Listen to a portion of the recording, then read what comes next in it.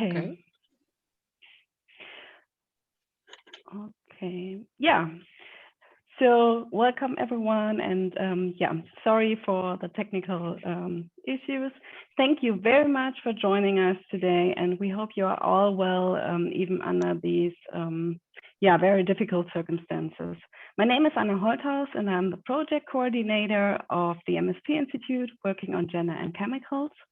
And the MSP Institute is a small charitable association based in Berlin, Germany, dedicated to supporting high quality dialogue and collaboration among stakeholders, stakeholder participation, and good governance.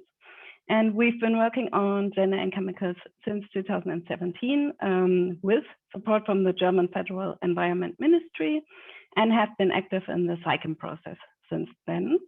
And my colleague, Myriam, is a co-founder and associate of the MSP Institute. She's advising the project and will facilitate our webinar today. So with our webinar series, 45 Minutes for Gender in Sectors, we invite you to join us once a month for 45 minutes on gender equality and its interconnections to the multi-sectoral world of chemistry. Every last Tuesday of the month at 2 p.m., you have the opportunity to learn from experts and to discuss and brainstorm with us together how we can create gender just and chemical safe sectors. We started with gender and chemicals in toxicology in February, and then last month we talked about gender and chemicals in cosmetics. Today is webinar 3 on gender and chemicals in science. In May, we will focus on gender and chemicals in textiles, and the last webinar in June will be on gender and chemicals in agriculture. Please note that we are recording the session and will make it available on our gender and chemicals website and our YouTube channel. Yeah, and with that, I hand you over to Mino. Thank you very much, Anna. A warm welcome from my side as well. I'm Mino. The agenda for today looks as follows. We have a presentation by Dr. Laura Norton from the Royal Society of Chemistry. I'll introduce her properly in a minute. We will hear the presentation. It's about 15 to 20 minutes, and then open for questions in a brief Q&A session. And then we would like to do a quick brainstorming with you on how to improve the sector of science and mainstream gender more effectively. For your questions and comments, we will use the chat function, and you can also raise your virtual hand. At the bottom of your Zoom window, click on reactions to raise and lower your hand, and on chat to open the chat window. And if you'd like to share who you are and where you are, please use the chat to do that. Some people have already done that here. In older versions of Zoom, the raising hand function is under the participant list. So if you click on participants at the bottom of your Zoom window, the participant list opens on the right-hand side, and then you can raise your hand. Don't know which version you have. It's going to be either there or there. If you have a technical problem, use the chat and we'll try and help. And if your connection isn't good, you might want to try switching off your video. Otherwise, do keep it on. It helps us connect a little bit in these very weird times. Thank you so much. Now, allow me to introduce and welcome our guest speaker for today, Dr. Laura Norton. Laura completed her PhD in cellular biology and biochemistry at the University of Cambridge, Brainstorming Institute. I looked that up and I found it really difficult to pronounce, Brainstorming Institute. She worked as a postdoc research scientist at the Patterson Institute of Cancer Research and the Brainstorming Institute. Before joining the Royal Society of Chemistry, she led the Brainstorming Institute's Equality for Success project.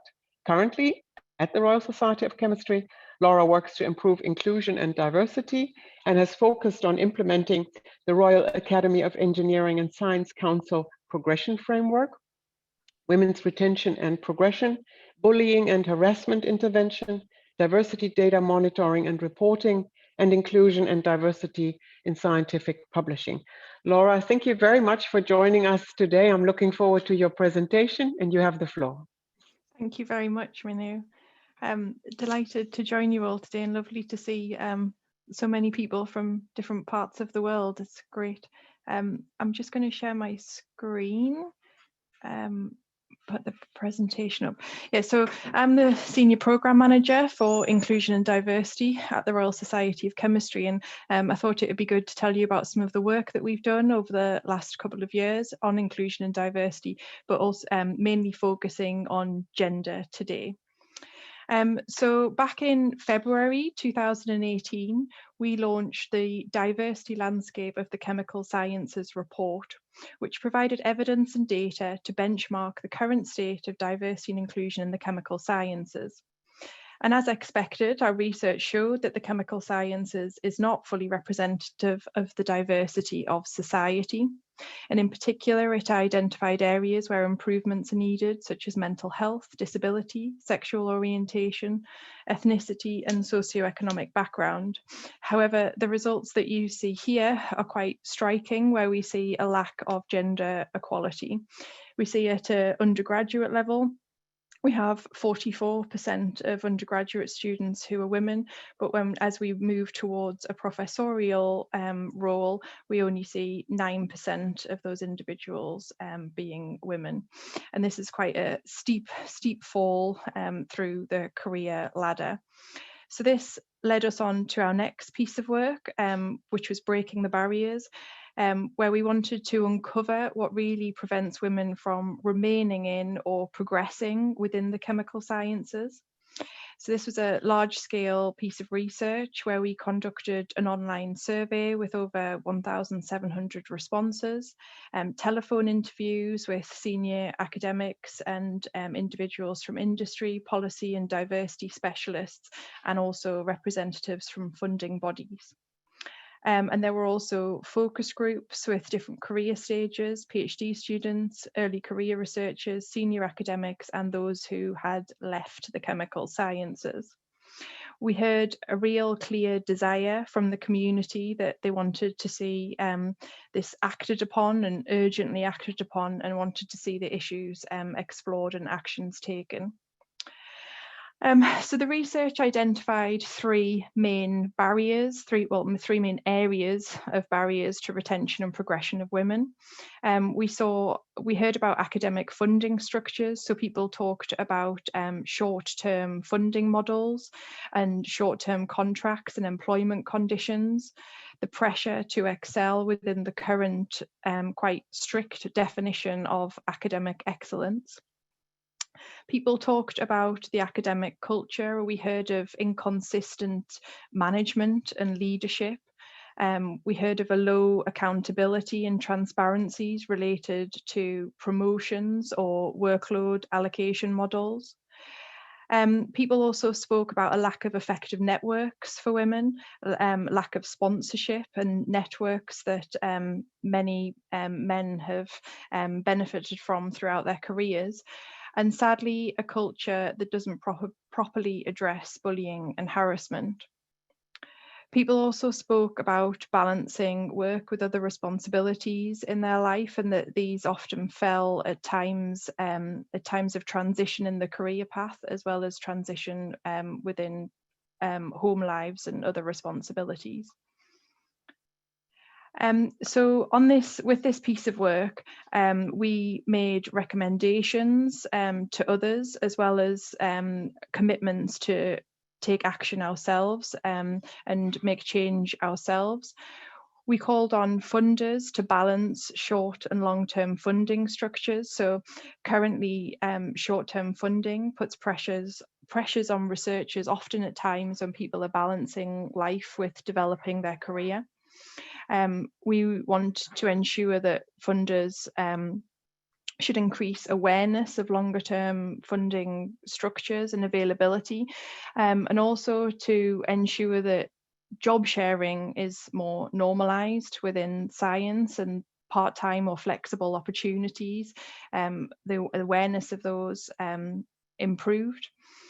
We said that academic institutions should lay the foundations for a fair and healthy working culture. So here we talk about changes to working practices, leadership, role modelling, management training, and moving away from that publish or perish mentality that has been traditional, that we'll talk about a little bit further on in some of the work that we've done with publishing. We called on the chemical sciences industry to share their best practice and data. So a lot of the research did focus on academia rather than industry. There was probably about a 70-30% split. And we heard a lot less from the chemical sciences industry. And there are many pockets of good practice to share there. We also called on everyone to enforce a zero tolerance approach to bullying and harassment. So sadly, we've heard much evidence of bullying and harassment within the sector, and the RSC have taken a very strong stance there and said that this is absolutely not acceptable and we must all work together to ensure that that's not the case. So what have we done since this piece of research? We've put new processes and actions in place. So these are two examples of two new grant schemes that we set up. So these are grants for carers and assistance grants, where individuals can apply for up to £1,000 a year to cover care costs whilst they attend a chemistry-related meeting, conference, or professional development event. And that's with grants for carers, that's caring responsibilities that you would normally carry out whilst you are at an online meeting or away at a conference or event. And with assistance grants, that's financial assistance for those that require care or reasonable adjustments to be made for them to attend the meeting. We've made some changes there in relation to COVID-19, so you can apply for equipment to work from home or care whilst you attend an online event. As I said, sadly, we heard of lots of evidence of bullying and harassment. So we have opened up what I believe to be the first chemical sciences bullying and harassment support service. So this is a telephone service, an email service where anybody affected by bullying and harassment can get in touch, and there will be listening support on the end of the telephone or at the end of your email. And signposting to appropriate resources or other organisations that may be able to assist you. So we said that together, well, we all need to work together, that we have the greatest impact when we all work together and lobby for change and demonstrate good practice. That we should sponsor women scientists, that sponsorship matters to women at all career stages and can be a major contributor to progression and success. That we should nominate women scientists. We all know that prizes and awards have a great positive impact on individuals' careers and provide role models to the rest of the community. But we know that nominations of women and by women are still low. We've seen an increase in this over the last couple of years. So we've done a big programme of work looking at our review of recognition at the RSC, and we are seeing progress in this area, but still I think we all need to think about nominating successful and women doing great science around us. And we also said that we should all act as a role model in our daily lives and in our working lives, be proud of our own achievements both at work and at home and celebrate those. So we've also looked at other areas. So this is our Exploring the Workplace for LGBT plus Physical Scientists report. We launched this in June 2019. The aim of this was to increase awareness of the needs and experiences of LGBT plus colleagues across the physical sciences community and to capture the current situation as a benchmark to build and improve upon. The data showed us that the workplace is improving for LGBT plus people, but their experiences were very different across different groups, and we also saw a big intersectional effect. Sadly, we also found evidence of bullying and harassment throughout this piece of research, and 18% of LGBT plus respondents stated that they had experienced exclusionary behaviour in the workplace. So from this piece of work, we again made recommendations to the community and have taken actions ourselves. We said that we all need to show visible support for our colleagues. We need to ensure that policies are in place to support LGBT+ scientists, and we all need to work together to increase and improve understanding. Since then, we have developed an LGBT+ toolkit, which I can show you on my final resources slide, and that's intended to support LGBT+ individuals, allies, employers and organisations. And within that toolkit, there's a focus on teachers. There's also a focus on trans individuals, because we found that those were groups of individuals who said that they experienced very difficult conditions within the workplace. So through our Breaking the Barriers and Gender work, we saw that there was one big piece missing, and that was to uncover if there is any bias within the publication system, which is still such an important measure of career success within science. So our Is Publishing in the Chemical Sciences Gender Biased project aimed to assess the incidence of gender bias across various stages of our publishing portfolio, right from pre-submission to post-publication. We analysed the profile of authors of over 700,000 manuscript submissions across all of our journals between 2014 and 2018. And we used that data to gain a picture of the gender profile of the Royal Society of Chemistry's author community, to determine the gender balance at each stage of that publishing pipeline, and to investigate interactions between variables or any same gender effects. So what does the gender balance of our publishing community look like? The proportion of women submitting to our journals was 35.8%, and this number tallies with other measures that we use to assess the overall gender balance of the chemistry community. And compared to this baseline, we found that there were substantially fewer female corresponding authors, as we may expect with increase in seniority of corresponding authors. We found that there were slightly more female first authors, substantially fewer reviewers, and more female editors. So what are the gender patterns with regard to submissions to RSC journals? We did find gender differences with respect to submissions. We saw that women submit less often as corresponding authors than first authors, and that women tend to submit to journals with lower impact factors than male authors.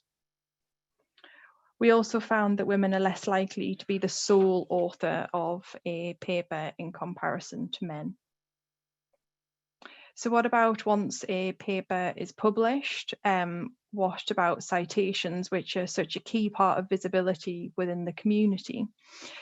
Here we also saw gender differences. So papers written by women are cited on average 5.6 times, whereas papers written by men are cited more often.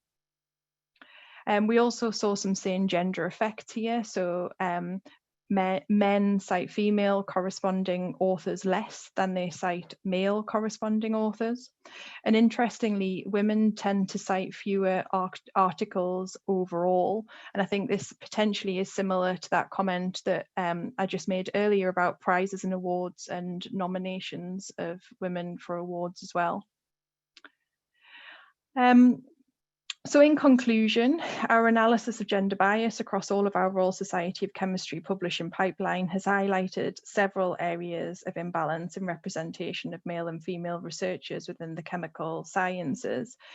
This imbalance begins with the allocation of positions within the author list and the choice of where to submit a research paper. Our data and the interviews that we carried out with researchers in the community suggest that that imbalance is persisting into the peer review process, and that once published, women are less likely to have their articles cited than male researchers are, contributing to that overall challenge of achieving and maintaining visibility within their field. So overall, there appear to be small biases at every stage of the publishing pipeline, which overall may result in significant cumulative effect that does hinder women and favour often more established male researchers. Now, this work is not, our work on looking at our own journals doesn't stand apart. Others have done similar analyses, such as the Institute of Physics, eLife and Elsevier, that have also shown some of these gender differences throughout the process. But we are determined to make change. So we said that we will increase transparency, and we're undertaking comprehensive analysis and reporting of our authors, reviewers, and editorial decision makers. We've said that we want to reflect our research community. We will recruit and train reviewers and editorial board members to ensure that we reflect the current gender balance of the research community. We'll empower and innovate, so we'll provide new training and resources to all of our editors to try and eliminate these biases that we have found, and we'll encourage intervention. So here we said that we partner with others and we'd lead the development of a new framework to improve inclusion and diversity in publishing. And this was launched last year in 2020, and this is our new framework for action in scientific publishing.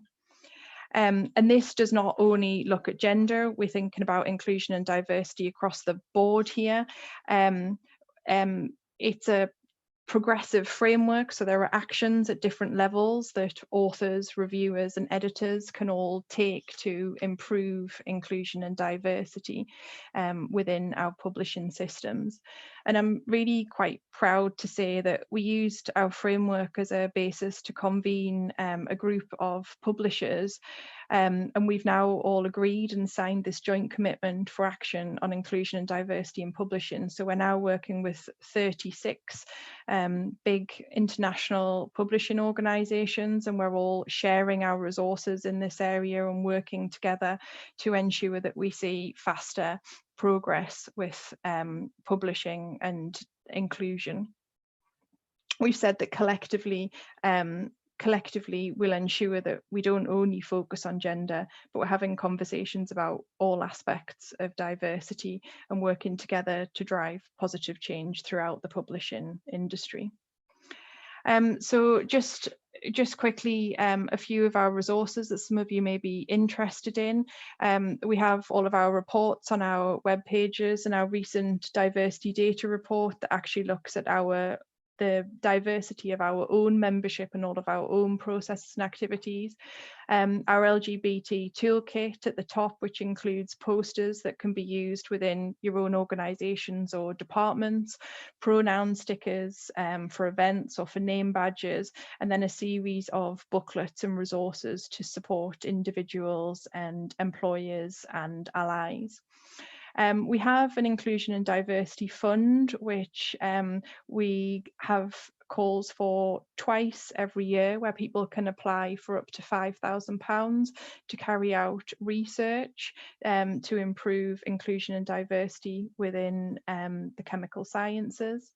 Our grants that I spoke about earlier, our bullying and harassment support service and associated resources, and a video to help awareness raising around bullying and harassment within the sector as well.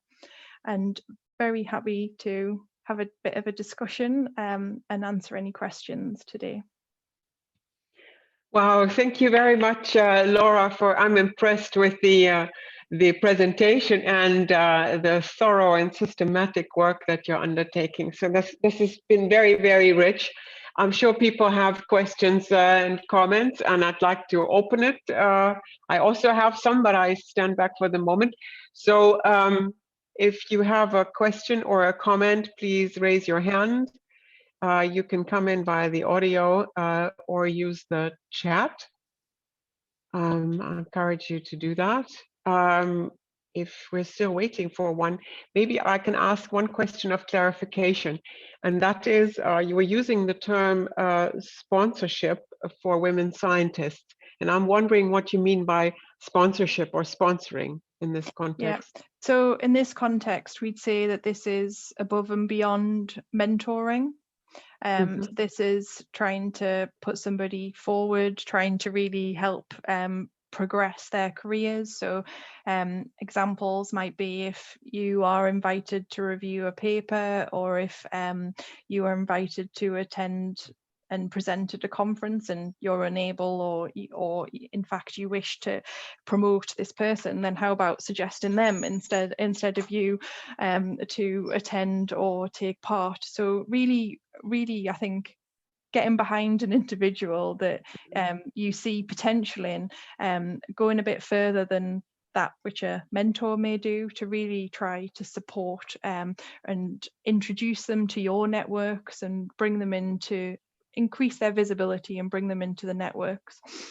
I think it's been proven to be so important in the progression of people's careers, and something that many people have had throughout their careers, but we know it happens an awful lot less for underrepresented groups.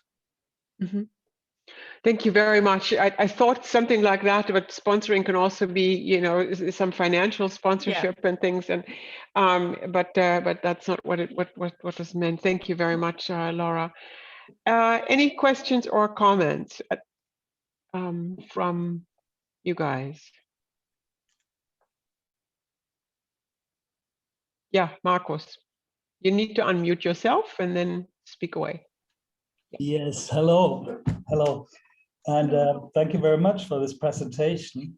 I have one question, actually. Many of the topics you've been talking about sounded quite familiar to me. And things like long-term support, for example, and also bullying. And when I thought about bullying, when I think back about my times at university, I experienced quite a bit of bullying. And in my experience, bullying was a thing which happened predominantly between men. That means male professors or so on did that on male co-workers. Do you have any data about the distribution of bullying among sexes? That means men with men, women with women, and men and across? We don't have robust data in with respect to that, but we do have a lot of evidence that we collected throughout these pieces of research. So we certainly heard within our Breaking the Barriers report, we certainly heard that women really are affected by bullying and harassment within the chemical sciences, be that from males or from females, that women certainly feel affected by bullying and harassment. We also heard about that within our Exploring the Workplace for LGBT plus physical scientists as well. We do collect anonymized and collated data from our bullying and harassment support service. I think, well, what I can tell you is very sad to say that the support service was used the first day that it was launched, and that appears to mean that there were people waiting for that service to become available. I'm very pleased that we can be there to provide some support to those individuals through that service. But the data coming out of the support service does suggest that many of the issues experienced are about gender, and that many women are experiencing bullying and harassment within the sector. Also, there are themes around race and ethnicity, and mental health would be the main themes that I would say that we have data to say, or have evidence to say this is occurring within the chemical sciences. Thank you very much, Laura. I know Marcus is also a psychologist. I am as well, and that, you know, one thing that plays a role probably is the likelihood to call such a number. Yes. And that correlates with gender identity, unfortunately so, because some people might not see seek help that they need. Yeah, I think that's a really good point. And what we are trying, and I know there's only a certain amount you can do here, but we are really trying to ensure that we are thorough and careful with our marketing, the images that we use to market, the language, where we put those adverts, to try to ensure that everybody who would benefit from the support can access the line. But yeah, I certainly appreciate that. I guess who is going to make that call, and it would be good to look at the data, to also look at who picks up the telephone to speak to somebody in comparison to who sends an email, which I think the email can be there's kind of a barrier there, isn't there? And I think opening up and talking on a in a telephone conversation is very, very hard for many people. Thank you. Thanks very much. Other comments or questions? Go ahead. Yeah, thank you, Minu, and thanks most of all to you, Ms. Norton, for this very insightful presentation. And I think that it could be a big game changer to give allowances to people who have care responsibilities, because that's very absent as far as I know, at least in the German context where I'm from. And that prevents people to go out to conference, and that gives them like that takes the competitive edge away from them in favor mostly of men who have women who take care of kids, or single people, individuals. But my question is actually, because I also like your very inclusionary approach to it, how was the inclusion and diversity framework received by your reviewers and the people involved in publishing? Like, do you have any immediate reactions? Was there a lot of resistance? Did you have to explain a lot what it is about? Do people get it? Like, what's your impression about it? Yeah, that's a good question. So we were planning on launching the framework at our huge editors symposium, which should have happened in February 2020, and of course with the global pandemic hitting us at that point, it didn't happen. And so what we did instead was we went to each editorial board meeting that the RSC holds for all of our, I think, 46 journals now, and presented the framework to editorial board members. I would say that on the whole it was welcomed. People think that their changes are required. I think we have tried to have quite a simple approach to the framework, with that providing actions that people can take. I think what people were asking us for in the research that we did prior to producing the framework was, people want to know, what can I change? What would be the one difference that I can make that would improve inclusion and diversity in publishing? So we really tried to put optional or suggested actions in the framework, rather than have people think about inclusion and diversity more broadly and what can they do. And I think that has been well received, that editors and reviewers are very busy people and are often doing this work voluntarily alongside already incredibly busy day jobs, and that we need to kind of make it quite simple and not make it more time consuming for people. I guess one of the things that we do say to our editorial boards is, often time is the thing that we all don't have, but is probably the thing that could make the biggest difference to our decision making processes. If we take a bit more time to think about our decisions, to consider them, and to not just go with our unconscious, we will make better and better informed decisions. So I would say it has been met. It's been received very well. Of course, there are one or two people, as there always are, who don't think changes are required and everything's perfect as it is. But I think the thing that I'm most proud of that the RSC has done is use that framework to convene the group of publishers that I mentioned, and we're working with publishers of, I think it's now over, I can't remember what the total number of journals is, but for me to see all of those organizations who were normally competitors sitting, well, around a virtual table now, sitting around a table and openly sharing the work that they're doing in this area, any policies, any practices.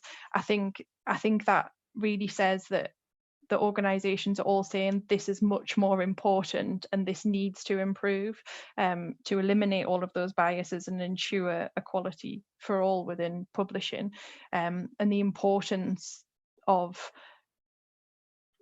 good publications, the visibility, the networks that create, the recognition that creates. I think that's really something quite special. Thank you very much. Also, that, I mean, publishing is, I think, taking the bull by the horns in this area, and that it's really not easy. And I like the very clear analysis and clear steps that you're suggesting.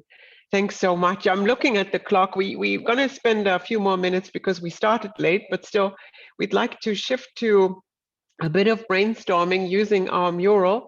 And I would copy the link into the chat. And what I'd like you to do is to click on that link. It should be coming. Yep, there it is. You click on that link. You don't have to register or anything. Just click on it, and it opens a virtual board, a space where we actually have several boards, like pin boards or flip charts. And I'd like you to go to webinar 3 there, Gender in Chemicals and Science. And what we're trying to do is to collect some ideas and thoughts, maybe also open questions on how to further improve this sector in terms of its gender mainstreaming, its gender responsiveness. So I see there's already, some of you are already there. If you double click, that creates a sticky or a post-it, and you can leave a note, and you can also change the color and move it around and whatever.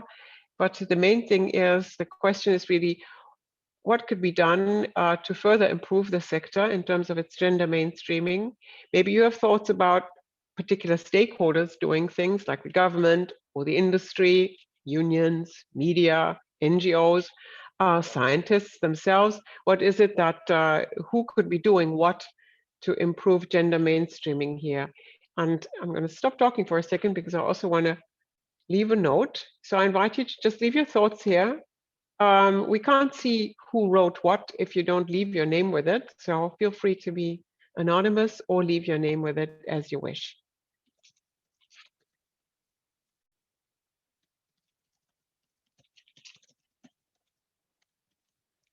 And we're going to publish that along with the reporting of this webinar to collect our thoughts.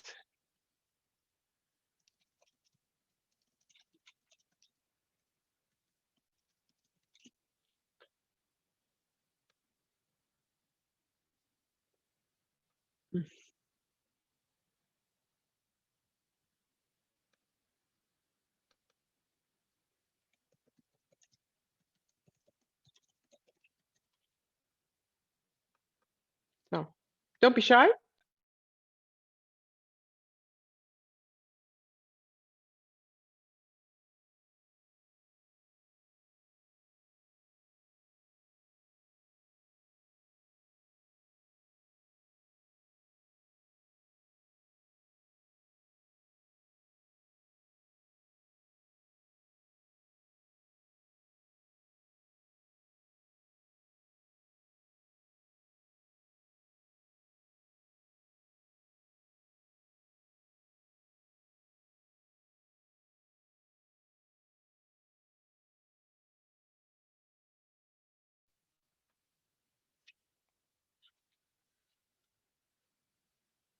Thanks. Is working okay, is it?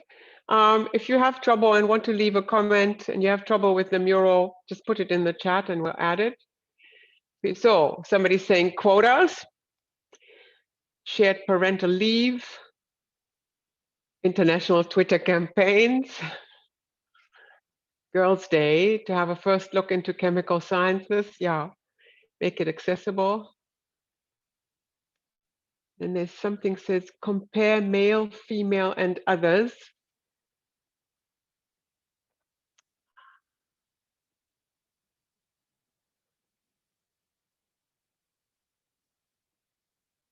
yeah, encourage female chemists to support each other. Networking is something that you also mentioned when you were talking about publishing, you know, this referring to each other, the strong networking. Anne needs to go. Thanks very much for being here. Yeah, we always promise it's 45 minutes, so we're trying to stick to that.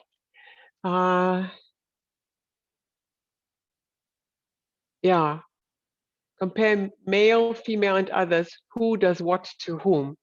That was that question about bullying and harassment. Well, I also think there's quite a bias in the data in terms of who reports, but very difficult to address. Thank you. And somebody says, strengthen knowledge about disadvantages and discrimination faced by women and minorities and share it with a wider unknowing public for awareness raising. Yes, thank you. So sharing also the work that Laura and her team have been doing, you know, the data that have been gathered and the suggestions that you're making, very comprehensive approach, I'm sure is interesting for other scientific areas as well, not only in chemistry. Yeah. I'm assuming this is pretty unusual in terms of the comprehensive approach that you're taking, is it? Well, we're certainly doing a very good job. I think one of the things that we really do believe in, and probably because we're scientists, is using data and evidence to lead our approach. And I'm not sure that that is always the case. And I think maybe we're lucky in that it's ingrained in us that we're scientists. And also we know that that's a good way for our work to be accepted by the community as well.